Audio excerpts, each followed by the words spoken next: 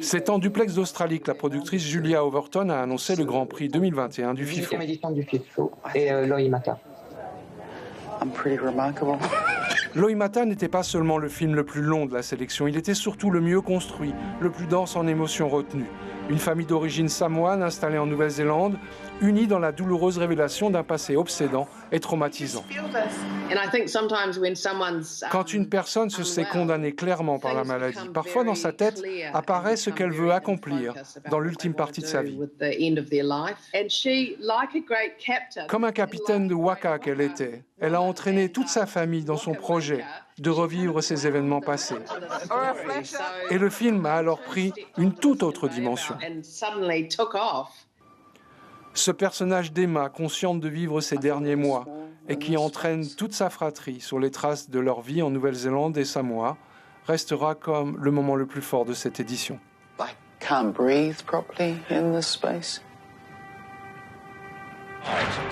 Le prix spécial va à l'évocation par la franco-australienne Laurence Billette de la carrière flamboyante de Cathy Freeman, inflexible dans l'affirmation de son identité face à certains médias sportifs australiens toujours aussi réactionnaires.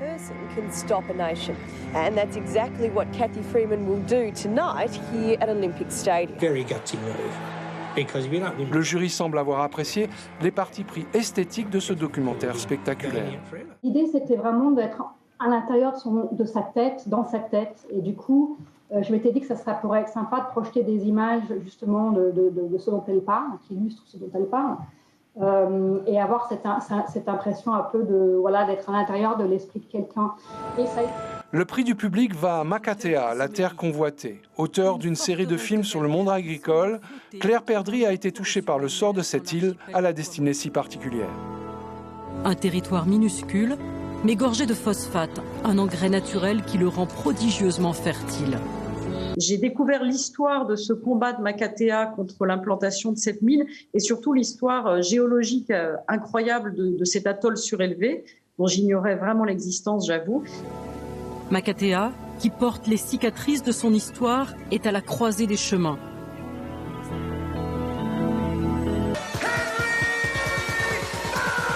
Enfin, notez la récompense pour le court-métrage consacré à Henry Burns, récit là encore d'une enfance cabossée.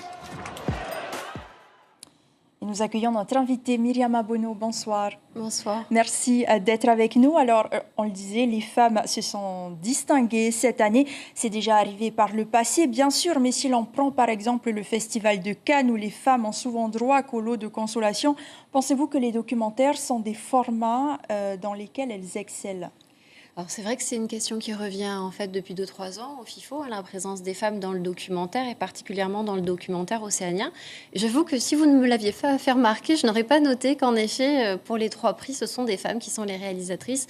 Mais je pense qu'en effet, ça s'explique aussi par le documentaire nécessite beaucoup d'approches, beaucoup de rapports humains, beaucoup de proximité certaine aussi. Sensibilité peut-être. Et je pense oui aussi une certaine sensibilité, un certain regard. Et c'est vrai que maintenant que tu me le fais remarquer, ces 3 documentaires ont une touche très féminine et très intimiste, en effet. Alors, vous avez assisté aux discussions du jury lors des délibérations sans dévoiler les grands secrets. Pourquoi Loïmata a été choisi ? Alors, c'est vrai que c'est rare qu'on assiste en fait aux délibérations du jury, mais là, le numérique a fait qu'il fallait qu'on soit présent et c'était une grande chance pour moi, au bout de 12 ans de festival, de pouvoir faire la petite souris. Et je pense que ce qui les a touchés, d'ailleurs dans tous les films en général, mais particulièrement dans Loïmata, alors c'est à la fois évidemment l'histoire de la protagoniste, qui est une histoire forte, une histoire douloureuse, mais aussi toutes les thématiques qui sont abordées au travers d'un voyage culturel, au travers aussi de l'exil, puisque c'est une Samoane qui vit en Nouvelle-Zélande. Et puis on disait, avec toute cette retenue, cette intimité, et puis également, évidemment, une réalisation de très grande qualité. Et aussi, le jury a, je pense, voulu saluer le fait que c'est une un documentaire indépendant qui s'est monté avec peu de moyens. Et ça aussi, c'est des choses que nous, au festival, au FIFO, en tout cas, on tient aussi à appuyer. Donc, je pense que c'est un prix très représentatif de l'esprit du FIFO.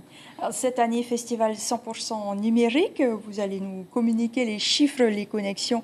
Il y a eu pas mal de connexions, 20% de l'Hexagone, par exemple.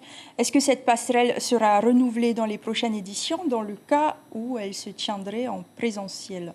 Alors d'abord, je tiens à dire que quand je suis venue au début, c'était, je le disais, un grand défi et que, en fait, nous ne nous attendions pas au succès que nous allions rencontrer. Nous sommes vraiment très heureux. On a eu plus de 13 000 inscrits sur le site, plus de 35 000 visionnages de tout ce qu'on a proposé, ce qui en fait est plus que ce qu'on obtient normalement pendant le festival. Donc c'est juste énorme. On est vraiment très heureux. Et en même temps, c'est vrai que ça nous ouvre beaucoup de perspectives, beaucoup de nouveaux horizons qui vont pouvoir s'ouvrir pour le FIFO, notamment, on le disait, en métropole, mais aussi en Calédonie et dans le Pacifique. Et on est particulièrement heureux d'avoir pu ouvrir cette porte. Notamment, on a eu beaucoup de messages d'étudiants ou de Polynésiens qui sont en métropole et qui ont pu suivre le FIFO. Et ça, c'est vraiment une grande satisfaction pour nous. Et cela va être renouvelé? Alors oui, nous espérons que cela va être renouvelé. On va essayer, mais c'est vrai que derrière, il y a des moyens techniques. En tout cas, la plateforme a été créée par des Polynésiens. Ça aussi, je tiens à le dire, parce que je pense que nos amis du Pacifique ont été assez étonnés de voir la qualité de ce qui a été produit. Et tout a été fait localement. Donc, je tiens à dire bravo aux équipes et bravo à la jeunesse polynésienne. Une très belle édition réussie. Donc, merci beaucoup, Myriama Bounou, d'avoir été notre invitée ce soir. Sachez par ailleurs qu'un pass FIFO Winner est disponible ce week-end pendant 48 heures. Il permet de voir les films primés tarif 1000 francs au tarif de 1000 francs. Et donc, pour en profiter, rendez-vous en ligne. Et la 19e édition se tiendra du 5 au 13 février 2022.